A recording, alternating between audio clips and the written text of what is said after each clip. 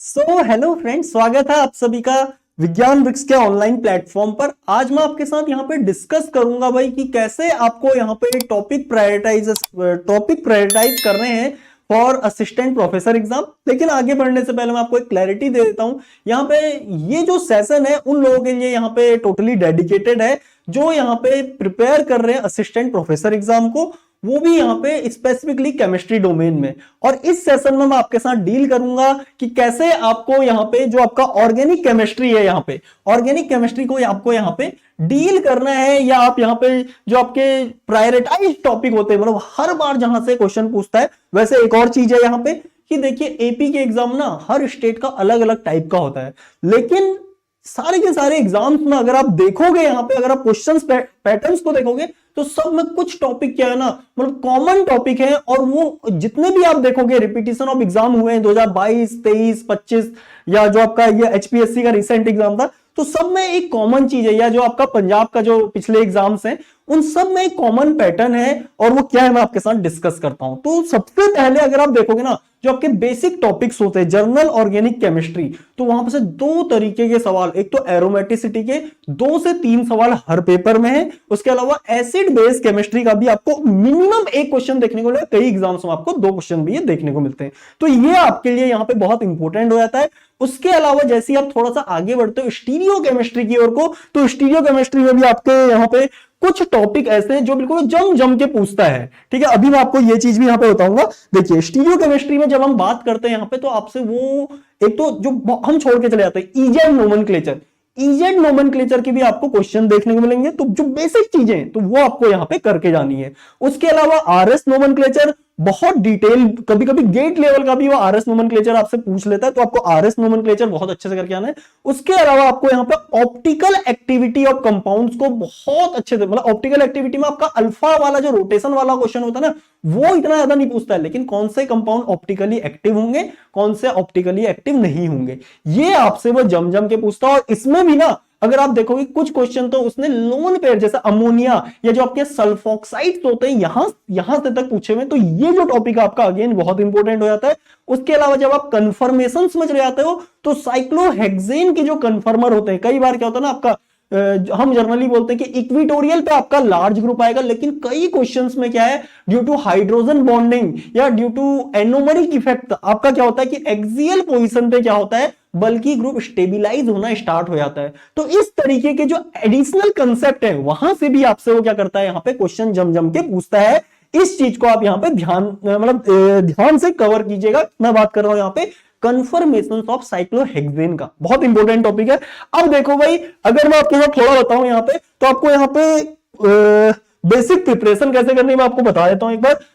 आपके ना 2 टॉपिक तो यहाँ पे बहुत अटमोस्ट इंपॉर्टेंट है क्लास 12th में से। मैं आपको बताता हूँ क्लास 12th में से, अगर आप क्लास 12th की एनसीईआरटी देखोगे ना, तो यहाँ पे एक तो आपकी जो डाइअजोनियम सॉल्ट की रिएक्शन है, ठीक है, डाइअजोनियम सॉल्ट की जो रिएक्शंस है यहां, मतलब उसमें 6-7 रिएक्शन है, और बस वो क्या करता है ना, कंडीशन चेंज करता है। जैसे कभी कभी फॉस्फोरिक एसिड डाल देगा, कभी फॉस्फोरस एसिड डाल देगा, प्रोडक्ट आपका चेंज हो जाएगा। इथेनॉल डाल देगा, प्रोडक्ट चेंज हो जाएगा। हीट कर देगा खाली डाइअजोनियम सॉल्ट को इन presence of water, product change हो जाएगा। ठीक है, तो इस तरीके के 5-6 रिएक्शन है, और इनमें से अगर आप देखोगे हर पेपर में, मैं ये नहीं बोल रहा हूं हर साल आएगा, अगर एक साल में अगर 2 अलग अलग जगहों पे भी पेपर हो रहे हैं, मान लो हरियाणा में हो रहा है, कहीं पर हो रहा है, तो इस टॉपिक के क्वेश्चन आपको देखने को मिलेगा ही मिलेगा। इसके अलावा कार्बोनिल केमिस्ट्री,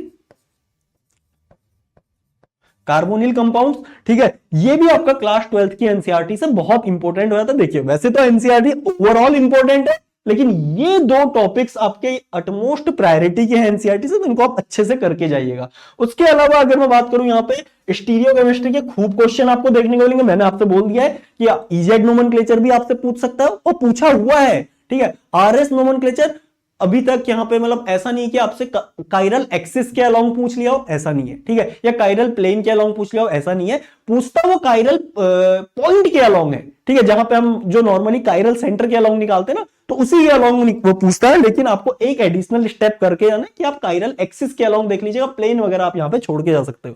ठीक है, मतलब कुल मिला के आपका जो जैम तक का प्रोपोर्शन होता है ना, तो वो आपको यहाँ पे करके जाना है। रिएजेंट में यहाँ पे अगर मैं आपको सही मायने में बताऊं तो कीमो सेलेक्टिविटी पे उसने बहुत ज्यादा फोकस किया। अभी मैं आपको इसको भी बताऊंगा। जैसे कि देखिए कई बार क्या होता है ना, आपके पास एस्टर भी होगा और कार्बोक्सिलिक एसिड भी होगा, दोनों में से अगर आपको कार्बोक्सिलिक एसिड को रिड्यूस करना है तो सबसे बेस्ट रिएजेंट कौन सा होगा, नीचे 4 रिएजेंट लिख के दे देगा। तो इस तरीके के सवाल आपसे भर भर के वो पूछेगा। इसके अलावा यहाँ पे कुछ एक और टॉपिक है। अगर मैं आपसे यहाँ पे मैकेनिज्म की बात करूं तो देखिए मैकेनिज्म में एक क्वेश्चन जो है सॉल्वोलिसिस रिएक्शन का SN1 का हर बार पूछता है। ठीक है, SN1 और SN1, SN2 और NGP, ये तो आपके ना बेसिक्स होते हैं, आप इन्हें नेट गेट के लिए भी अच्छे से करके आते हो और ये हमें अच्छे से आते भी हैं। NGP का भी क्वेश्चन वो मतलब पूछता है यहाँ पे, और इन तीनों के लिए मैं आपको रिकमेंड कर देता हूं, आप यहाँ पे जो क्लेडन है ना, आपकी क्लेडन, उसका चैप्टर 15-16 है, कुछ ऐसा है, 16 या 17 है,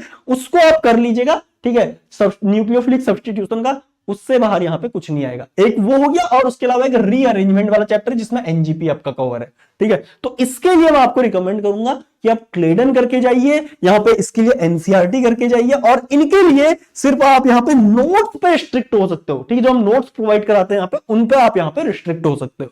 ठीक है, उसके अलावा एडिशनल टॉपिक यहां पे क्या पूछता है आपसे, जो एरोमेटिक न्यूक्लियोफिलिक सब्स्टिट्यूशन है, इसमें 2 तरीके की मैकेनिज्म आती है आपकी, एडिशन एलिमिनेशन और एलिमिनेशन एडिशन। ठीक है, इसका भी क्वेश्चन आपको दिखेगा, इसका भी दिखेगा, गारंटीड। ठीक है, इन दोनों का क्वेश्चन आपको गारंटीड देखने को मिलेगा।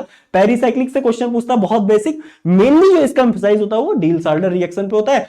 आपसे पूछेगा नहीं कि डील-साल्टर रिएक्शन में रेट क्या होगा, कई बार डील-साल्टर का भी पूछ लेगा, या ऐसे बोलेगा 3 कंपाउंड देगा, पाइरोल दे देगा, फ्यूराइन दे देगा, थायोफिन दे देगा, और बोलेगा कि मैलिक एनहाइड्राइड के साथ सबसे तेजी से कौन रिएक्ट करेगा इन प्रेजेंस ऑफ हीट। पहचानना पड़ेगा कि यहाँ पे डील-साल्टर रिएक्शन होनी है, डील-साल्टर रिएक्शन का रेट पूछ रहा है। इस तरीके से यहाँ पे क्वेश्चन वो फ्रेम करता है। थोड़ा सा आगे लेके चलता हूं आपको। देखो भाई, यहाँ पे अगर आप प्रिपरेशन वगैरह कर रहे हो तो इट इज वेरी ऑब्वियस कि आपको मतलब थोड़ा सा ना क्वेश्चन मतलब अपने कंसेप्ट को बूस्ट करने के लिए, कंसेप्ट को चेक करने के लिए कुछ तो यहाँ पे मांगता है। तो इसके लिए यहाँ पे भाई आपके लिए विज्ञान वृक्ष ने यहाँ पे 3 सेट्स ऑफ बुक्स यहाँ पे लॉन्च किए हैं, जो आपके 6000 प्लस क्वेश्चन यहाँ पे कैरी करते हैं।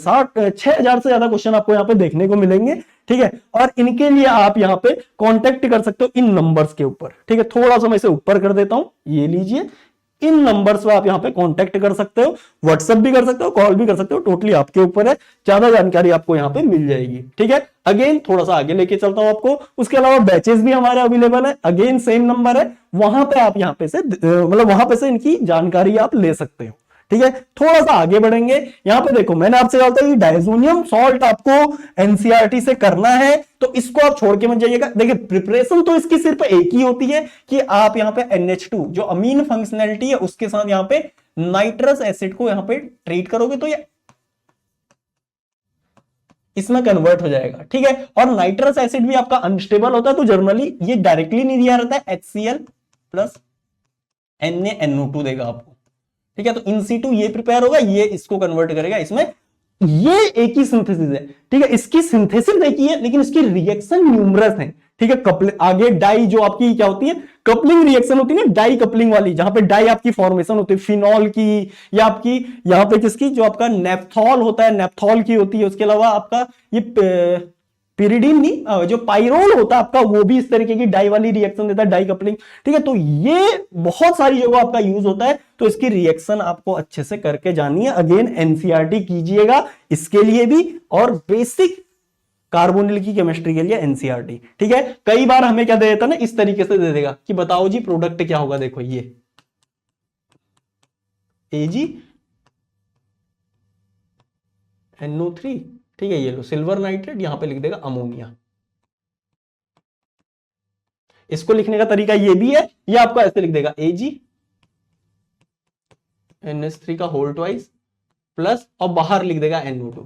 तो दोनों का ही मतलब सेम है, दोनों का मतलब क्या है, अमोनिकल सिल्वर नाइट्रेट, सिंपल सी बात है। और ये होता क्या है, किसी एडवांस बुक में ना ये बेसिक टॉपिक आपको इतना एम्फसाइज करके नहीं देता, लेकिन एनसीईआरटी में ये बहुत अच्छे से दिया है। This is called Tollens reagent, और टोलेंस रिएजेंट एल्डिहाइड को क्या कर देता है, ऑक्सीडाइज कर देता है इनटू करस्पॉन्डिंग कार्बोक्सिलेट आयन। इस तरीके का ट्रांसफॉर्मेशन आपको कहीं पे नहीं देखने को मिलेगा। इसलिए मैं आपसे बोलूं कि एनसीईआरटी को आपको यहां पे अच्छे से करके आना है, इस तरीके के क्वेश्चन आपसे जम जम के वो पूछता है। ठीक है, तो एनसीईआरटी, ये दो टॉपिक आप एनसीईआरटी से करके जाएगा। रिकमेंडेशन तो यह है कि आप जो आपका अल्काइल और अराइल हलाइड है वो भी कीजिए। ठीक है, उसके अलावा अल्कोहल, फिनॉल और ईथर वाला चैप्टर भी कीजिए। Carbonyl and it's derivative complete कीजिए, वो तो मैं यहां पे बोल ही रहा हूं आपसे। उसके अलावा अमीन और नाइट्रो कंपाउंड जो होते हैं वो भी आप पूरा कीजिए। लेकिन उसमें अगर आपको बहुत जोर आ रहा है यहां पे, तो आप यहां पे डायजोनियम सॉल्ट वाला यहां पे सिर्फ ये पोर्शन भी करके जा सकते हो, क्योंकि यहां से क्वेश्चन आपको हर बार देखने को मिलेगा। इसके अलावा देखिए स्टीरियो केमिस्ट्री में आपके साथ ऑलरेडी डिस्कस कर चुका हूं। आरएस नोमेनक्लेचर, इसके साथ ऐड कर लेना। इजेड नोमेनक्लेचर भी आपसे पूछता है। ठीक है, इसके अलावा ऑप्टिकल एक्टिविटी में देखिए बेसिक तो आपसे पूछेगा ही, पीओएस सीओएस चेक करने आपको आनी चाहिए। उसके अलावा जो लोन पेयर बियरिंग कंपाउंड होते हैं, ये देखिए R1 R2, इस तरीके के कंपाउंड, और ये अमोनिया वाले। ठीक है, ये तो आपको पता है भाई, ये आपका ऑप्टिकली एक्टिव नहीं होता है क्योंकि इसमें वॉल्डन इन्वर्जन हो जाता है। लेकिन इसके कुछ वर्जन ऐसे होते हैं जहां पे आप इसकी फ्लेक्सिबिलिटी रोक देते हो। ठीक है, ड्यू टू ब्रिजिंग आप इसको यहां पे कन्फर्मेशनली लॉक कर देते हो। तो उस तरीके के कंपाउंड आपको यहां पे याद होने चाहिए। और अगेन देखिए, आपको जो वो बुक मैंने बोली थी ना, उनमें इस तरीके के बहुत सारे क्वेश्चन यहां पे देखने को मिलेंगे। उसके अलावा एडवांस में देखो भाई आपसे, ये देखिए, ये जो मैं यहां पे बोल रहा था एडवांस पोर्शन, ये लोन पेयर बियरिंग कंपाउंड। ठीक है, ऑप्टिकल एक्टिविटी इनकी ये पूछता है एग्जाम में। स्टेबिलिटी ऑफ साइक्लोहेक्सेन डेरिवेटिव, इसमें आपको ना जनरली हम वो 1,3 डायक्सियल रिपल्सन वाला जो फंडा है वो अपने दिमाग में पैक करके आते हैं। उसके अलावा हमारे दिमाग में ये चीज निकल जाती है, कोई एनोमरिक इफेक्ट नाम की चीज होती है, कोई आपका यहां पे हाइड्रोजन बॉन्डिंग से एक्सियल वाली जो बल्कि ग्रुप हो स्टेबिलाइज हो सकती है, या आपका 1,3 जो आपका अलाइलिक रिपल्सन होता है वो गेम में आ सकता है। ये सारी चीजें आपको यहां पे से वो यही क्वेश्चन ये पूछता है। ठीक है, ये भी ध्यान रखिएगा। अब मैं आपको आगे की ओर लेके चलता हूं। ये लीजिए, मैंने आपसे बोलता हुआ देखिए, कुछ इस तरीके के जो रिएजेंट है ना, ये आपको एनसीईआरटी में भी देखने को मिल जाएंगे। ठीक है, वैसे इसको, ये साइन को थोड़ा मैं हटा देता हूं, ऐसा नहीं है ये, जैसे ये रिएजेंट है। BH3 क्या करता है भाई, सेलेक्टिवली कार्बोक्सिलिक एसिड को रिड्यूस करता है। LiBH4 इन प्रेजेंस ऑफ, आप क्या बोलोगे, इन प्रेजेंस ऑफ, किसकी प्रेजेंस में करेगा, एस्टर हो गया आपका, कार्बोनिल हो गया आपका, एसिड क्लोराइड हो गया, उनको नहीं करेगा। सेलेक्टिवली किसको करेगा, कार्बोक्सिलिक एसिड को। वैसे ही LiBH4 किसको करता है, ये आपका एस्टर को करता है। ठीक है, in presence of acid of carboxylic acid. NaBH4 ये कार्बोनिल्स को करता है in presence of ester, in presence of ester. तो ये जो सेलेक्टिविटी है ये आपको ध्यान होनी चाहिए। आपसे ये देखिए, क्वेश्चन में आपसे वो डायरेक्ट प्रोडक्ट भी बना सकता है। एक ही कंपाउंड में आपको कार्बोनिल फंक्शनैलिटी भी देगा और यहां पे एस्टर फंक्शनैलिटी भी देगा, NaBH4 दे देगा। आपसे बोलेगा जी किसका रिडक्शन हुआ, 4 ऑप्शन नीचे बहुत इजीली बन जाएंगे, ये आप जानते हो। ठीक है, तो यहां से आपका क्वेश्चन एक तो इस तरीके का आ सकता है। एक दूसरा क्वेश्चन ये आ सकता है, देखो कि एक ही कंपाउंड में आपको 2 फंक्शनैलिटी दे दी, कार्बोनिल भी दे दिया और CO2H भी दे दिया, या CO2ET दे दिया। आपसे बोलेगा कि जनाब सिर्फ इसको रिड्यूस करना है, प्रोडक्ट लिख के दे देगा आपको ये, और आपसे बोलेगा ये देखिए भाई, यहां पे हमने 4 रिएजेंट लिखे हैं, 3 रिएजेंट ये हो गया, चौथा कोई सा ये दे दिया, और बोलेगा कि इनमें से बेस्ट रिएजेंट कौन सा है इस तरीके का ट्रांसफॉर्मेशन कैरी आउट करने के लिए। तो आप क्या बोलेगा, NaBH4 है और सोडियम साइनोबोरोहाइड्राइड भी। वैसे तो इस केस में बस अगर आपको मतलब वो कॉन्फ्लिक्टिंग ऑप्शन नहीं देगा, मैंने तो यहां पे ऐसे ही बोल दिया है। ठीक है, तो इन तीनों में अगर दे दिया तो ये इसका राइट आंसर हो जाए। तो ये जो कीमो सेलेक्टिविटी का फंडा है कि एक फंक्शनल ग्रुप की प्रेजेंस में दूसरे फंक्शनल ग्रुप को रिड्यूस करना, इस तरीके के फंडों पे वो यहां पे ज्यादा ध्यान देता है। उसके अलावा मेटल इन प्रोटोनेटेड सॉल्वेंट, मेटल इन एप्रोटिक सॉल्वेंट। ठीक है, कपलिंग रिएक्शन जो आपकी मैकमरी कपलिंग है वहां से भी क्वेश्चन पूछता है, असाइलोइन कपलिंग से भी क्वेश्चन पूछता है। उसके अलावा प्रोटिक सॉल्वेंट में ये जो रिडक्शन है, भले ही बर्च रिडक्शन है, आपका यहां पे लिखा नहीं है आई थिंक, बर्च रिडक्शन हो गया या आपका SnHCl हो गया, जिंक इन एसिटिक एसिड हो गया। तो इस तरीके के जो है, ये जो metal dissolved in protic as well as metal dissolve in aprotic solvent है, ये जो रिएजेंट कॉम्बिनेशन है ना, यहां से भी वो जम के आपसे क्वेश्चन पूछता है। तो अगेन इनको आप यहां पे मार्क कर लीजिए, इनको अच्छे से करके जाइए। कई बार ना कुछ रिएजेंट जो होते हैं वो नाइट्रो को डायरेक्टली अमीन में रिड्यूस नहीं करते, जैसे नाइट्रो को अमीन में रिड्यूस कर रहा है। ठीक है, तो कई बार कंडीशन ऐसी होती है कि नाइट्रो सिर्फ आपका नाइट्रोसो तक ही रिड्यूस होगा, मतलब नाइट्रोसिल तक ही रिड्यूस होगा, NO2 से NO बनेगा सिर्फ। ठीक है, तो इस तरीके के रिएजेंट भी है, तो वो हमें ध्यान रखने। कुछ रिएजेंट आपके ऐसे देखो, पार्शियल रिडक्शन वाले भी आपको देखने को मिलेंगे, जहां पे दो आपको एक NO2 ये दे दिया, एक NO2 ये दे दिया, इसमें क्या डालेगा वो यहां पे इस तरीके का रिएजेंट डालेगा। ये क्या करता है आपका, ये सेलेक्टिव पार्शियल रिडक्शन करता है, एक NO2 को रिड्यूस करके NH2 में कर देगा, दूसरा आपका इंटैक्ट रहेगा in the form of NO2। ठीक है, अगर आप यहीं पे SnHCl डाल देते तो वो दोनों को रिड्यूस कर देता। तो ये mildness of reagent again important हो जाती। तो यही यहां पे आपको ध्यान रखना है, आपसे बोलेगा कि कौन सा रिएजेंट यहां पे किसी प्राइमरी अल्कोहल को एल्डिहाइड में कन्वर्ट करेगा। ठीक है, ये लीजिए, तो वो होंगे इस तरीके के माइल्ड रिएजेंट। और सेम क्वेश्चन अगर यहां पे पूछ दे कि प्राइमरी अल्कोहल को कौन सा कार्बोक्सिलिक एसिड में कन्वर्ट करेगा, वो होंगे इस तरीके के strong reagent, strong oxidising agent. तो आपको ये क्लासिफिकेशन यहां पे क्लियर होना चाहिए। उसके अलावा मैंने इन सब में एक टॉपिक यहां पे हाईलाइट कर रखा है हर एग्जाम के पर्सपेक्टिव से, इपॉक्साइड, इसकी प्रिपरेशन एज वेल एज इसकी रिएक्शन। हर बार एग्जाम में पूछता है, कोई सा भी एग्जाम आप उठा के देखिए, मैं सिर्फ यहां पर ये टॉपिक तो सिर्फ एपी के लिए नहीं, कोई सा एग्जाम देख लो, हर टॉपिक में इसकी डिमांड उतनी ही ज्यादा है। दिस इज वेरी इंपॉर्टेंट, ये लीजिए, इसको अच्छे से करना।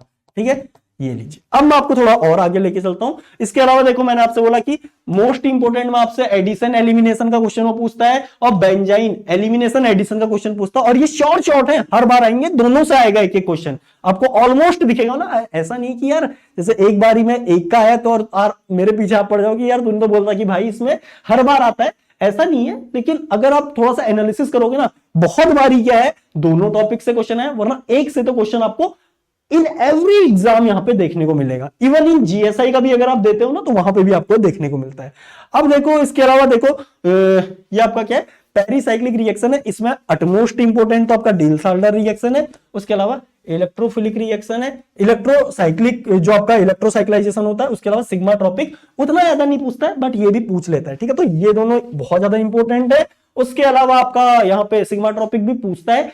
ग्रुप ट्रांसफर रिएक्शन आपसे उतना ज्यादा पूछता है नहीं वो, और यहां पे वुडवर्ड हॉफमैन रूल भी आपसे उतना ज्यादा पूछेगा नहीं। लेकिन कुछ आपको बेसिक आइडिया तो ये फ्रंटियर मॉलिक्यूलर ऑर्बिटल अप्रोच का पता होना चाहिए। ठीक है, कभी भी पूछ सकता है, मतलब अब इसका मतलब ये नहीं कि हमेशा इससे पूछ रहे तो हमेशा इससे ही पूछता रहेगा। थोड़ा सा कभी कभी वो क्या कर सकता है, यहां भी जा सकता है और यहां पे भी आ सकता है। ठीक है, ये चीज ध्यान रखना। लेकिन अभी तक का जो ट्रेंड है वो यहीं से, वो इन दोनों टॉपिक से क्वेश्चन पूछता है। ओके, अब देखो, इसके अलावा ये सब मैंने यहां पे कंबाइन कर दिया है कि कहां से। एक बार मैं आपको बता देता हूं, डाइजोनियम सोल्ट और ये कार्बोनिल, ये आपका कहां से करना है आपको, ये आपको करना है क्लास 12 की एनसीईआरटी से, एनसीईआरटी। ठीक है, उसके अलावा आरएस नोमेनक्लेचर, इसके अलावा ईजेड नोमेनक्लेचर, ये मैंने आपसे बोला। और यहां पे एक चीज आपसे छूट, मतलब मेरे से छूट रही है, aromaticity. 3 questions in every exam, very important. Acid base 1 to 2 question in every exam. ठीक है, तो ये दोनों जीओसी के पर्सपेक्टिव से बहुत इंपॉर्टेंट है। इसके अलावा मैकेनिज्म में, ये तो मैं आपसे बोल चुका हूं कि SNAR का तो क्वेश्चन आता है। इसके अलावा जो टॉपिक सबको आते हैं ना, वो मैंने लिखे नहीं है। जैसे आपका सोल्वोलिसिस रिएक्शन, SN1 NGP और SN2, इसका बेसिक क्वेश्चन आपको हर उसमें देखने को मिलेगा। आप हमारे लेक्चर भी यहाँ पे इसके लिए पर यूज कर सकते हो। उसके अलावा ये चीज मैं आपके साथ ऑलरेडी डिस्कस कर चुका हूं। अब आपको आई थिंक यहाँ पे एक क्लैरिफिकेशन, एक आइडिया यहाँ पे मिल गया होगा कि किस किस तरीके के क्वेश्चन यहाँ पे पूछते हैं। अब देखो, इसके लिए एक मैं आपको हल्का सा एक और रिकमेंडेशन यहाँ पे दूंगा कि देखिए भाई, यहाँ पे इन टॉपिक्स के लिए जैसे मैं एनसीईआरटी आपको रिकमेंड कर रहा हूं, तो बाकी जैसे ये है ना, अब देखिए ये बहुत वास्ट टॉपिक है, आपको बहुत सारी मतलब बहुत ही किताबों में देखने को मिलेगा। आप बहुत ज्यादा सोर्स का यूज मत कीजिएगा। ठीक है, एक तो क्वेश्चन प्रैक्टिस आपको करनी ही करनी है, तो क्वेश्चन बैंक आपके पास होना चाहिए। ठीक है, दूसरा, अगर आपको बुक रीड करनी है तो इनके लिए बेस्ट बुक क्लेडन, ज्यादा सोर्स की ओर मत भागना, सारे टॉपिक आपको इसके अंदर मिल जाएंगे। ठीक है, तो आपको ये यहां पे अच्छे से करना है। उसके अलावा स्पेक्ट्रोस्कोपी का वो आपका कोई मतलब यहाँ पे दूसरे सर लेके आएंगे, वो दूसरे पार्ट में कवर कर लेंगे। ठीक है, क्योंकि स्पेक्ट्रा मैं मानता हूं कि जब एक जगह आ रहा है ना, तो सब एक ही बंदा बताए कि वहां से किस तरह का क्वेश्चन आए, इसलिए मैंने वो यहाँ पे कवर भी नहीं किया है। आई होप आपको पूरा मसला यहाँ पे क्लियर हुआ होगा। ठीक है, थोड़ा बहुत मैंने यहाँ पे आई थिंक आपका इंटरमीडिएट वाला पार्ट छोड़ा हुआ है। इंटरमीडिएट में देखो भाई, कार्बिन तो नेट लेवल तक की आपको आनी चाहिए। ठीक है, कार्बिन बहुत इंपॉर्टेंट है। फ्री रेडिकल जो इसमें आता है ना, वो JMM का आता है। जैसे आपका ये बोरो हुंसडिगर रिएक्शन पूछ लेता है, ठीक है। तो उसके अलावा आपसे यहाँ पे वो पूछ लेगा, क्या बोलते हैं, रेडिकल रेडिकल कपलिंग के क्वेश्चन पूछ लेगा, ट्राइब्यूटाइल टिन हाइड्राइड रिएजेंट पूछ लेगा। तो ये बेसिक बेसिक 12th ना सॉरी ये जैम तक के आपको रेडिकल आनी चाहिए।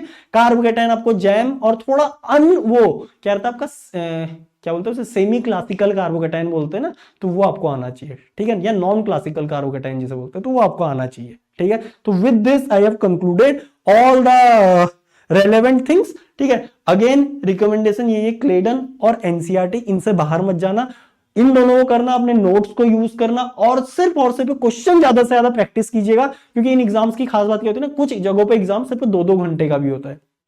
आपको 2 घंटे में 120 क्वेश्चन भी कई जगह करने, यानी कि हर मिनट में आपको क्वेश्चन करना, तो उसके लिए आपकी स्पीड तेज होनी चाहिए।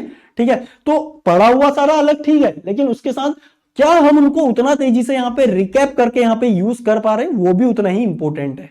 ओके, ठीक है। तो guys I will see you in the next class. अगर आपकी कोई भी क्वेरीज इसके बाद रह जाती है तो comment box are always open, आप कमेंट कीजिए, अपनी क्वेरी दीजिए, या नंबर आपके पास है ही विज्ञान वृक्ष का, आप उस पर अपनी क्वेरी कभी भी भेज सकते हो। Okay, I will see you in the next class.